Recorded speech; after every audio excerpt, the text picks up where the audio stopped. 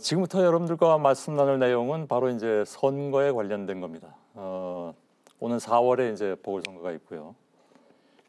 근데 그 와중에 이제 뭐 저 전직 대통령들에 대한 사면 얘기가 나와서 그 얘기를 하려고 했는데 그 얘기는 조금 이따 하도록 하겠습니다. 이번 선거 의미, 지난 4월 총선은 주제가 코로나였다라는 얘기들 많이 하시죠. 이번 선거는 뭘까요? 황보승희 의원께 드리겠습니다. 경제요. 네, 그리고 서울 같은 경우는 부동산 정책, 그리고 예. 정부 여당의 실정 이런 것들 많이 작용할 것 같습니다. 고 의원께서는요? 지난 서울시정들을 평가하고 서울시를 어떻게 잘 만들어갈 일꾼을 뽑을 수 있는 그런 선거가 되겠죠. 예. 두 분이 이렇게 다르시네요. 예. 그러면 고 의원이 말씀하신 것에 대한 비평이랄까? 그게 이제 상식적인 평가죠. 이게 보통의 지방선거를 하게 되면 그 전에 어떤 그 지역에서 자치단체장을 제대로 업적을 평가해서 예. 그것을 바탕으로 선거를 하는 것이 맞는데 이번 그 보궐선거 같은 경우에는 우리 전직 서울과 부산의 두 시장님들께서 성비위 사건으로 안타깝게 낙마를 하시고 예. 부득이하게 발생한 보궐선거지 않습니까? 그래서 아마 국민들이 볼 때는 민주당에 대한 평가가 분명히 있을 겁니다. 그리고 당원 당규상 그 본인들의 귀책 사유로 이렇게 보궐선거가 발생할 시에는 문재인 대통령이 당대표 시절에 후보를 내지 않겠다고 했다가 그거 역시도 지금 뒤집어서 후보를 내겠다라고 하고 있습니다. 알겠습니다. 그리고 저희가 이게 여론조사 결과를 보니까 12월 초에 여론조사 결과에는 이번 선거가 정부 여당에 대한 견제를 위한 선거여야 된다. 이게 한 50% 정도 됐던 것 같고요. 그리고 12월 말에 한 여론조사 결과에는 그게 무려 이제 더 올라와서 56% 정도가 됐습니다. 12월 한 달 동안 정부 여당 많은 일들이 있었지 않습니까? 뭐 법무부 장관과 또 그 검찰총장의 지리한 싸움이 있었고 또 입법 독재라는 것이 어떤 것들인지 국민들이 또 평가를 할 것이고 뭐 이런 것들이 복합적으로 적용되는 선거가 아닐까 이렇게 생각을 합니다. 알겠습니다. 사실 선거는 프레임 싸움이라고 하죠. 네 분이 다 선거를 치러보신 분들이기 때문에 누구보다 잘 아실 것 같은데 그래서 제가 비교적 최근에 선거 치르신 두 분께 사실은 프레임을 여쭤본 건데 예상했던 대로 프레임을 짜가지고 나오신 것 같습니다. 그렇습니까? 두 분이 모두. 고 의원께 말씀드리면 앞서서 이제 여론조사를 해봤더니 이번 선거는 정부 여당의 심판이 훨씬 더 높게 나올 것이다. 통상적으로 한 정부의 이제 집권 중반기 이후가 되면 모든 선거는 그 정부 여당의 심판론으로 가 있게 돼 있습니다. 하지만 지난 4.15 총선은 야당 심판이었습니다. 오히려 지금의 야당은 거기에 대한 처절한 반성이 있었는지를 한번 되묻고 싶고요. 저희 뿐만 아니라 이번에 이제 서울시장 선거를 나서겠다고 하는 후보님들이 굉장히 많으십니다. 거의 하루에 한 명씩 나온다고 할 정도로. 근데 과연 최종적으로 국민의힘 당 간판을 걸고 나오는 후보가 있을 것인가? 지금 이제 안철수 전 대표께서 가장 높은 지지를 받고 있고요. 뿐만 아니라 대선에서도 윤석열 검찰총장이 가장 높은 지지를 받고 있죠. 그리고 이제 앞에 계신 원 지사님께서도 사실은 당 간판을 떼시고 무소속으로 출마해서 지금의 지사가 되시기도 하셨습니다. 그래서 이번 선거에서 과연 국민의힘이 자신들의 그 당명을 달고 자신들의 후보를 낼 수 있을 것인지를 좀 걱정하셔야 될 것 같고요. 오히려 감사합니다. 오히려 지금 민주당은 여러 후보들이 있지만 선거에 그 등록한 사람들 아직 많지는 않습니다. 하지만 그 후보들과 별개로 정당 선거를 하기 위해서 정당 차원에서는 여러 가지 정책들을 평가하고 앞으로의 방향에 대해서 논의를 계속하고 있습니다. 그래서 지금까지 9년의 서울시가 어떠한 시정을 이루어 왔는가, 우리가 그 삶 속에 살다 보면은 그게 바뀌었는지 공기와 같아서 느껴지지 않을 수가 있습니다. 하지만 선거 시즌이 되면 9년 동안 뭐가 바뀌었지를 생각하게 되는데 예를 들어 서울시 심야 전용 올빼미 버스라든지 아니면은 따릉이라든지 이런 교통 문제들 또 국공립 어린이집 문제 보육에 대한 것이었죠. 또 경의선 숲길을 만들어서 도시재생을 성공했고요. 여러 가지 좋은 정책뿐만 아닙니다. 청년과 신혼부부들을 위한 주거 정책도 있었고요. 이런 많은 것들에 대해서 결국은 서울 시민들께서 판단하시고 고민하시고 결정하시리라 생각됩니다. 다른 반론이 없으시면? 네, 뭐 좋은 시정 사례를 많이 말씀을 하셨어요. 예. 근데 서울 같은 경우는 지금 부동산 정책에 대해서 국민들의 실망감이 굉장히 크고 또 징벌적 세금 부과 이런 부분에 대해서 솔직히 이 코로나 시대에 일정한 소득을 얻고 있는 분들도 이 세금 부담 때문에 굉장히 지금 이 정부 여당에 대해서 비판적이라는 말씀을 드리고 예. 또 박원순 시장이 되시면서 강북과 강남의 격차를 줄이겠다고 했지만 재건축 재개발 지역 해제를 이 강북에 너무 많이 하면서 어떻게 보면 그 격차가 더 벌어졌습니다. 예. 939개의 그 재개발 재건축 지구 해제를 하셨거든요. 근데 그런 부분에 대한 평가도 분명히 있을 거라고 생각을 하고요. 서울과 부산 조금 차이가 있습니다. 서울 같은 경우는 뭐 지금 걱정해 주셔서 감사한데 뭐 너희 당에 후보가 있냐 이렇게 말씀을 하시고 싶은 것 같아요. 저희 당이 좋은 후보 발굴할 겁니다. 그리고 공정하게 경쟁해서 정권 교체를 위해서 필요하다면 저희 야권에서 단일화할 수도 있다고 생각합니다. 근데 부산 같은 경우는 정부 여당에 대한 이 비판, 견제 의견이 거의 63%에 달하고 있고요. 민주당은 초기에 출마하겠다라는 후보분들이 많으셨음에도 불구하고 지금 지지율이 떨어지니까 예. 너도 나도 지금 흔적 없이 해야 되나 말아야 되나 눈치를 보고 있는 상황인데 반해서 저희는 아주 자신감 있게 후보자들이 경쟁하고 있다. 심지어는 한 번도 선거에 임해보지 않은 신인들도 예. 이번 선거에 참여해서 본인들의 능력을 검증받고 부산시정을 이끌어 나가보겠다라는 그런 의지를 피력하고 있다는 걸 말씀을 예. 좀 드리고 다시 고 의원께 드리겠습니다. 징벌적 세금 부과라고 그렇게 이제 워딩을 만드시는 것 같은데요. 그러니까 종부세를 말씀하시는 것 같습니다. 종부세 폭탄이라는 표현들도 굉장히 많이 나왔었고요. 그런데 실제로 종부세를 납부하는 분들이 51.1만 명입니다. 전 국민의 1%에 해당되는 숫자이고 오히려 정부에서 지금 시행하고 있는 공공임대주택에 대해서 굉장히 입에 올리기 어려울 정도의 원색적인 말씀들을 굉장히 많이 하셨습니다. 뭐 다시 한번 말씀드리지 않을 수 없는 게 유승민 의원 같은 경우 네가 가라 공공임대주택 이런 말씀 하시지 않았습니까? 거기에 살고 계시는 분들이 몇 명인가 제가 한번 계산해 봤습니다. 158만 호가 있는데 한 가구당 3명씩만 계산해도 470만 명입니다. 인구의 10%가 거기에 살고 있습니다. 뿐만 아니라 거기에 살고 있는 어른들 그리고 그 아이들이 받았을 상처에 대해서 생각해 보셨습니까? 그 낙인 효과에 대해서 생각해 보셨습니까? 오히려 정치권에서 생각해야 될 것은 그러한 낙인 효과들을 점점 깨부셔줘야 됩니다. 그래서 오히려 이 공공임대주택에 대해서 일반 국민들이 갖고 계신 잘못된 선입견이 있다면 그렇지 않다라고 바로잡을 수 있어야 되는데 예. 그게 아니라 오히려 그 사람들은 마치 대한민국 국민이 아닌 것처럼 하셨습니다. 그건 너무 논리를 일반화해서 말씀을 하시는 거고요. 거기에 대해서 잘못됐다고 말씀 주시는 거죠. 필요합니다. 예. 그런데 그거는 국민의 선택에 의해서 하는 것이죠. 알겠습니다. 내가 영혼을 끌어모아서라도 주택을 소유하고 싶은 생애 첫 주택을 소유하고 싶은 분들은 이 취득을 할 때 제약이 없이 또 대출을 받을 때 규제가 없이 집을 살 수 있어야 하고 예. 내가 돈을 벌어서 다른 걸 다 아끼더라도 집에다가 투자하겠다라는 선택을 하셨으면 그것을 스스로 선택해서 하실 수 있어야 됩니다. 예. 그 부동산 문제는요? 지금 상황은 그게 아니고요. 예. 어쩔 수 없이 집 사기 힘드니까 집값 너무 올라서 사기 힘드니까 마치 공공임대주택으로 그걸 모든 것을 커버하려고 하는 정부가 문제가 있다라고 저희는 지적하고 않습니다. 있는 것이고 공공임대주택의 사례로 보여주고 있는 것도 예. 사실은 대통령께서 그 주택에 가셔가지고 이 정도면 13평짜리였습니다. 이 정도면 4인 가족 충분히 사시겠네 한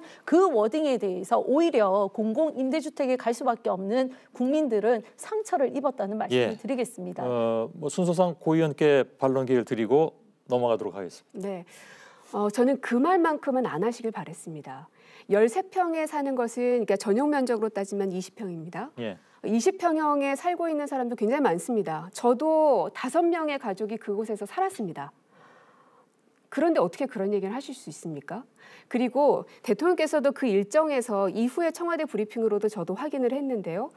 그냥 단순하게 여기에서 내 가족이 살 수 있겠네가 끝이 아니라 더 많은 사람들이 조금 더 큰 평수의 것들을 늘려가야 된다라는 말씀도 분명히 있었습니다. 근데 왜 그것을 의도적으로 얘기하지 않으신 건지 좀 그 의도가 궁금합니다. 언론 탓하시는 겁니까? 모르겠네요. 그러나 아시면서 그런 거 어쨌든 아닙니까? 저희가 받아들일 때는 이거면 충분하겠네라는 그런 워딩에 대해서 상처받은 국민들이 분명히 있다는 것입니다. 예. 그리고 저는 오히려 공공임대주택이 그 라인에 있는 다른 임대주택과 동일하지도 않았습니다. 가기 전에 4,200만 원을 들여서 수리해서 간 주택입니다. 일반적인 그 같은 층의 같은 임대주택과도 다른 형태의 주택을 모델하우스로 보여주면서 국민들에게 공공임대주택이 마치 모든 주택 문제를 해결할 것처럼 대통령이 메시지를 던지신 것이 알겠습니다. 잘못됐다는 자, 이 문제는 네. 고 의원께 마지막으로 드리고 마무리 짓고 넘어가겠습니다.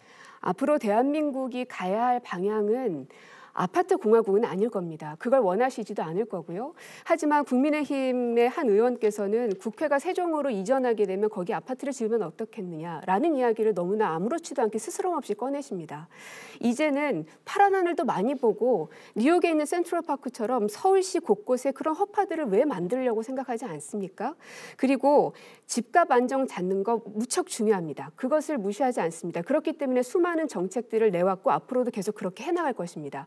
하지만 주거 정책에 있어서 가장 중요한 것은 집값 안정뿐만 아니라 주거 안정이 중요합니다. 예. 공공임대주택은 집을 갖지 못한 사람들에게 훨씬 더 주거를 안정적으로 공급하기 위한 국가의 고심입니다. 그것을 부인하는 것은 그럼 그 국민들에게 주거를 안정적으로 제공하지 않겠다는 말씀과 똑같습니다. 것이 아니죠. 네. 자, 알겠습니다. 부인하는 것은 아니죠. 공공임대주택이 모든 주거 안정의 핵심이고 전체가 아니라는 황보 의원님, 말씀드리고요. 네.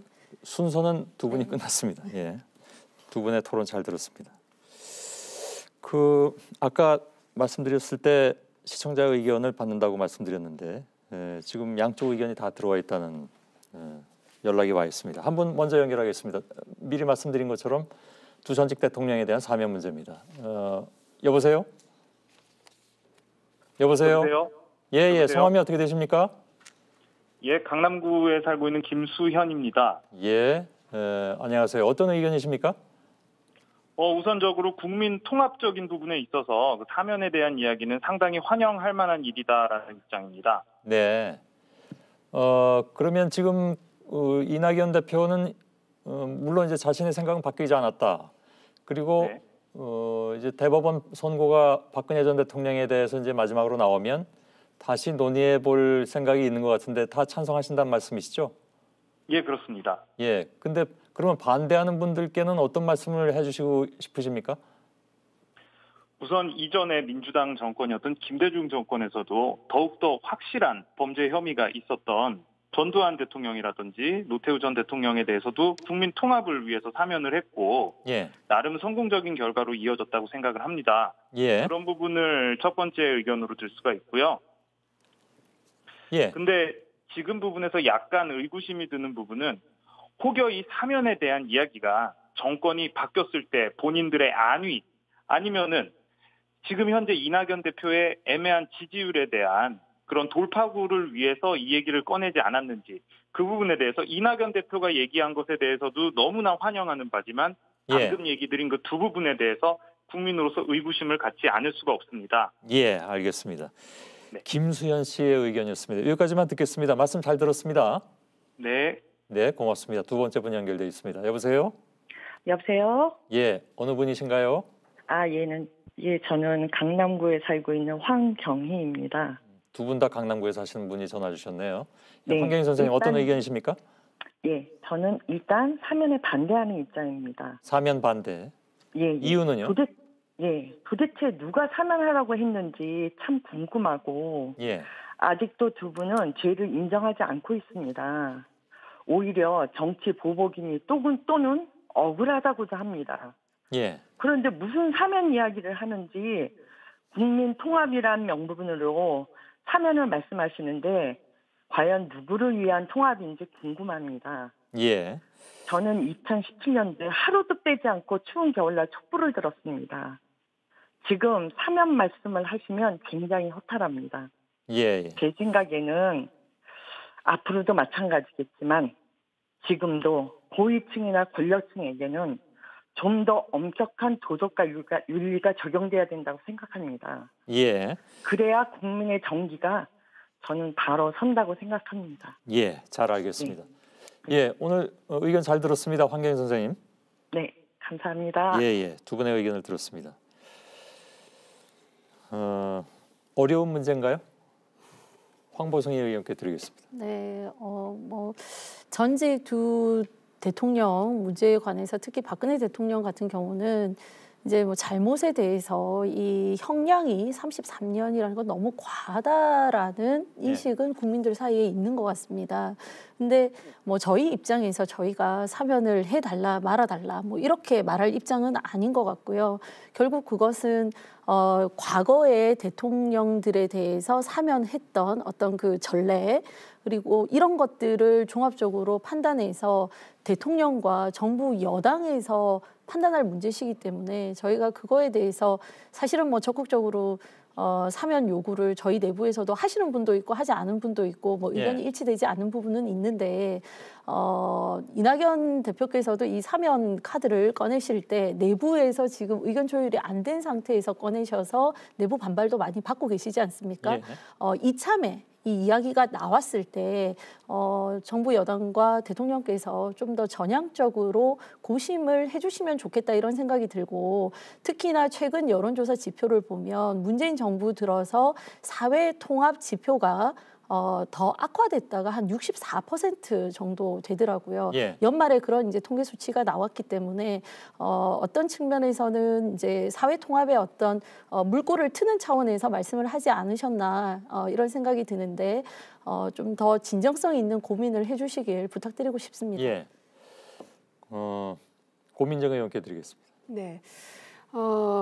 코로나 방역과 같은 정부가 반드시 해야 할 일에 대해서도 하나씩 다 참견을 하시면서 왜 이 사면에 대해서는 정부 여당이 해야 할 일이라고 하면서 왜 이것만 이렇게 뒤로 물러서시는지 모르겠습니다. 일단 이 특히나 이제 박근혜 전 대통령 같은 경우는 이 탄핵에 아까도 탄핵에 말씀을 하셨지만 탄핵은 국민들께서 심판하셨던 겁니다. 즉 김대중 대통령께서 그 전에 그 전두환 전 대통령을 사면했던 이유는 당사자가 피해 당사자였습니다. 본인이. 그랬기 때문에 어느 정도 그러한 말이 진정성이 있었을지 모르겠습니다. 하지만 이번 탄핵 사건 같은 경우는 국민들께서 거기에 대한 그 상처를 굉장히 많이 받아 있는 상태이기 때문에 국민들의 판단이 먼저 내려지는 게 선결 조건이라고 생각합니다. 아무튼 지금 그 얘기가 나온 것 자체에 대해서는 동의하지 않는다 그런 말씀이신가요? 네. 알겠습니다. 원희룡 지사께서는요? 이재명 지사께서는 언급이 곤란하다고 하셨는데 저는 입장은 분명합니다. 어차피 물어볼 겁니다. 예, 저는 입장이 분명합니다. 대통령의 고유 권한입니다.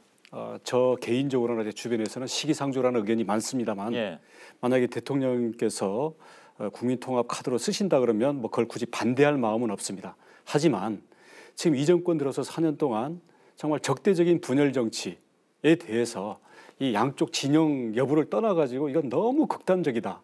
이 나라가 이렇게 가서 과연 어떻게 되겠느냐라고 공감하는 국민들이 많거든요. 그래서 진정으로 통합적으로 국정운영 기조를 바꾸는 거라고 한다면 전직 대통령 사면과 같은 이런 예민한 정치적 문제뿐만 아니라 그 조국 그 장관 때문에 서초동과 광화문으로 대한민국이 나뉘고 또 이제 뭐 윤석열 검찰총장 뭐 살아있는 권력 수사한다고 쫓아낸다고 그 뭐 재량 없는 재가를 했니 많이 하면서 이 온 나라가 양쪽으로 찢어져서 이 분열돼 있는 이 상황에 대해서 어떻게 국민 통합으로 전환할 것인지 그 진정한 고뇌와 결단 속에서 이게 나와야 진정성도 인정받고 찬반 입장을 떠나서 환영을 받을 수가 있지. 이거는 놔둔 채로 이걸 카드로 쓴다, 쇼로 한다. 이거는 아마 그 야당 쪽에서도 그렇게 좋은 소리 못 들을 것 같습니다. 며칠 전에는 환영한다고 말씀하시지 않으셨던가요? 대통령의 고유 권한으로서 지금 어차피 법적인 판단이 끝났기 때문에 정치적으로 그런 통치행위를 한다면 그런 점에서 우리가 환영하겠다라는 거죠. 법적인 판단은 아직 안 끝났죠. 이제 14일 날 끝나게 되니까. 며칠 안 남았습니다. 이재명 지사께서는 얼마 전에 엊그저께인가 그 보도 보니까 명확하게 말씀 안 하시고 대통령에게 부담 주는 것이다라고 말씀하셔서 많은 사람들이 피해갔다 이렇게 얘기하게 됐습니다. 말을 안 하는 것도 말을 하는 방법이죠. 일단은 이제 몇 가지 전제들이 있는데 저는 이제 법률가이기도 하니까요. 그러니까 형사처벌을 하는 목적은 두 가지가 있습니다. 하나는 응보하는 거죠. 대가를 치르게 하는 겁니다. 두 번째는 소위 이제 예방 효과를 노리는 거죠. 다시 하지 못하게 또는 다른 사람이 못하게 이런 효과가 있는데 그 두 가지 측면을 한번 동시에 고려할 필요가 있다는 것이고요. 충분히 대가를 치렀느냐, 예. 일반 예방 또는 특별 예방의 효과를 누릴 수 있냐 고려해야 될 것 같고요.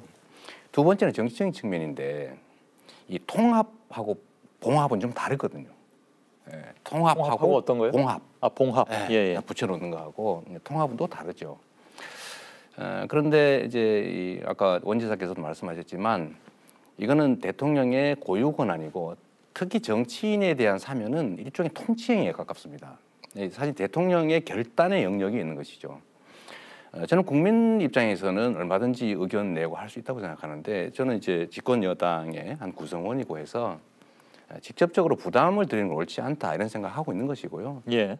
다만 아까 말씀드렸던 것처럼 국민들이 수용할 수 있는 상태에서 대통령께서 결단하실 문제라고 생각이 됩니다. 예. 그러나 다만 아까 말씀드렸던 통합이냐 봉합이냐 아니면 응보나 또는 예방의 효과를 충분히 가졌느냐는 고려해야 되고 최종적으로는 결국은 우리 주권자인 국민들의 뜻에 따르는 게 타당하겠다. 그럼 법률가의 시기도 하시다고 말씀하셨으니까 네. 이른바 말씀하신 응보나 예방의 조건은 충족됐다고 보십니까? 둘 다 안 된 것 같습니다. 안 된 것 같다. 그러면 이제 그것은 이 대통령의 사면 행위는 정치적 행위라고 또 말씀하셨잖아요. 그건 법률가의 입장을 떠나서 그럼 정치인의 입장에서 보자면 통합이냐 봉합이냐 놓고 볼 때 봉합이라고 보십니까? 통합이라고 보십니까? 좀 유보하도록 하겠습니다. 그건 사실 결론에 관한 것이어서요. 법률가로서는 분명히 말할 수 있는데 정치인은 저는 한 개인의 국민이기도 하지만 또 책임져야 될 부분이 있기 때문에 이걸 가지고 입장이 나눠서 이렇게 입장 난처하게 만들거나 이렇게 하는 건 저는 좀 지나치다고 생각해서 제가 조금 손해 보도록 하겠습니다. 이재명 지사님 도망가는 모습은 참 오래만에 봅니다. 도망이 아니고 자제하는 거죠.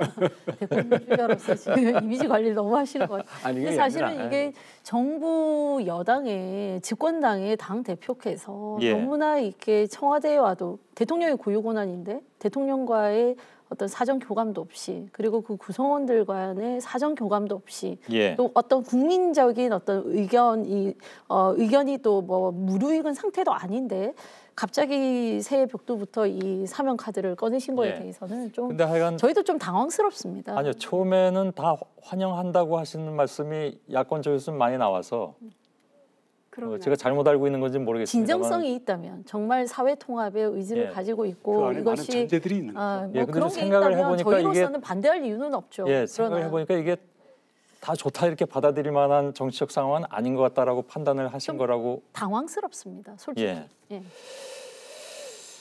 그러면 이 얘기가 어차피 이렇게 공론화되면 뭐 지금 일단 조금 유보가 되긴 했습니다만 여전히 공론화의 가능성은 다 아주 열려 있는 상황인데 문재인 대통령의 임기 내에 석방될 거라고 혹시 보십니까? 그건 대통령만 하는 거죠. 대통령과 가장 소통을 잘하시는 우리 대변인 한 번도 소통해본 적 없습니다, 지금은. 그러나 예단하기 참 어려운 부분입니다. 그리고 아까도 다 말씀하셨지만 그건 대통령의 고유 권한이기도 하고요. 잠시 정적을 흐르는 걸 보고 제가 많은 걸 느끼긴 했습니다. 그럼 한 가지만 또 궁금한 게 있습니다. 그냥 일반 시청자 입장에서 느끼기에 그러면 이명박 씨나 박근혜 전 대통령이나 뭐 주범, 공범, 뭐 종범 이런 관계들이 있잖아요, 그죠? 그 경우에 예를 들어서 만일에 박근혜 전 대통령을 사면하면 최순실 씨는 어떻게 됩니까? 그것도 역시 정치적 결단의 영역인 것 같습니다. 그것도요? 네. 그러면 그 최순실 씨도 최서원 씨죠, 본인이 이렇게 주장하니까 최서원 씨도 사면받을 가능성을 열어놔야 된다는 얘기입니까? 전에 김대중 대통령께서 사면하실 때도 공범들 한꺼번에 하지 않았습니까? 한꺼번에 했습니까? 그랬던 걸로 저는 기억합니다. 근데 물론 이제 그건 단일 범죄이긴 하고 대부분 다 정치범들이긴 하지만 어쨌든 하나의 범죄 행위의 관여자 중에서 누구만 쏙 뽑아서 거기만 하는 것은 사실은 좀 어렵지 않을까 하는 생각이 듭니다. 두 분도 그렇게 생각하십니까? 국민이 이걸 환영할 수 있으려면 많은 상황 변화가 있어야 되겠죠. 그 상황 변화가 있을 가능성이 저는 별로 많지 않다고 보기 때문에 그건 국민의 환영을 받지 못할 겁니다. 저는 오히려 이 사면에 대해서 국민의힘에서 어쨌든 이제 본인들을 대표했던 사람으로서의 대통령이었으니까 사면의 이야기가 흘러나왔을 때는 정말 본물 터지듯이 환영의 목소리들이 일제히 나올 거라고 생각했습니다. 그리고 첫째 날에는 대체로 환영의 목소리들이 좀 언론을 통해서는 보도가 되어졌습니다. 근데 이제 시간이 흐르면 흐를수록 점점 목소리가 작아지던가 아니면 진정성이라는 조건을 얘기를 하시면서 조금씩 온도가 낮아지는 걸 보면서 아직은 이 국민의힘 안에서도 박근혜 전 대통령에 대한 사면 논의가 정리되진 않았구나. 원하고 원하지 않는 사람들이 여전히 팽팽하구나 하는 생각은 들었습니다. 예. 어려운 문제를 던져드린 것 같긴 합니다. 예. 제가 더하기로 하나만 말씀을 좀 드리겠습니다. 그렇죠. 예. 이제 우리가 공동체를 만들어서 함께 살 때는 제일 중요한 것이 합의된 규칙을 지키는 겁니다. 그 규칙을 어겼을 때 그에 상응하는 책임을 반드시 묻는다. 그게 예측 가능성을 높이는 것이거든요. 그게 합리적인 사회입니다. 지금 독일에서 그 나치 관련 전범들을 지금도 추적해서 처벌합니다. 그렇죠. 90몇 세씩 된 사람들은 뭐 3년씩 4년씩 또는 뭐 아주 심하게는 더 처벌하고 또 팀을 만들어서 전 세계를 추적하고 있지 않습니까? 근데 그런 측면에서 보면 국민들께서 받아들이기가 참 용이하지 않겠다. 그런 생각이 들고 저는 가능하면 이 통합이라고 하는 가치도 중요하긴 한데 그거보다 더 높은 가치는 우리가 합의된 건 지키자. 또 힘이 있든 없든 권력이 있든 없든 크든 작든 위반에 대해서는 충분한 책임을 지자. 그래서 다음 세대들은 최소한 아예 꿈도 꿀 수 없게 하는 것이 중요한 과제인 것 같긴 합니다. 2017년도에 왜 그런 사면 방지법도 말씀하셨잖아요. 방지법이 아니라 사면하지 말자고 약속하자 이 말씀을 제가 제안을 했었죠. 알겠습니다.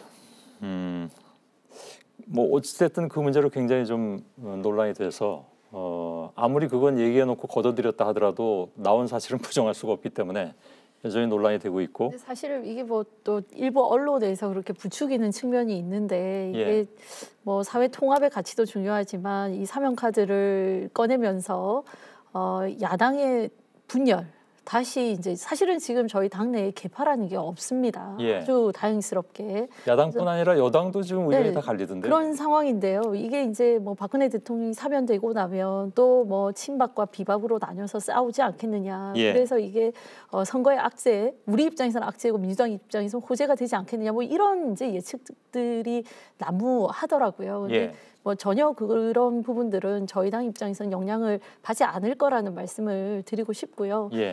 여전히 뭐 국민의 생각은 다양하기 때문에 또 박근혜 대통령 열혈 지지자들께서는 이 형량이 너무 과하기 때문에 사면을 해야 된다는 목소리를 저희 당에 또 전달하시기도 합니다. 하지만 제일 중요한 것은 국민적 공감대가 전체적으로 어떻게 형성이 되느냐 이것이 관건이고 대통령께서 결단을 하셨을 때도 그게 정말 진정성 있는 사회 통합을 위해서 하시는 거라면 그런 공감대 위에서 하셔야지만 그 진정성을 인정받으실 수 있지 않나 이렇게 의견을 드리고 싶습니다. 대통령께서 가진 현실적 권력이고 매우 중요한 통치 행위의 범주에 속하기 때문에 가장 중요한 것이기도 맡겨 드리는 것이 맞다고 생각이 됩니다.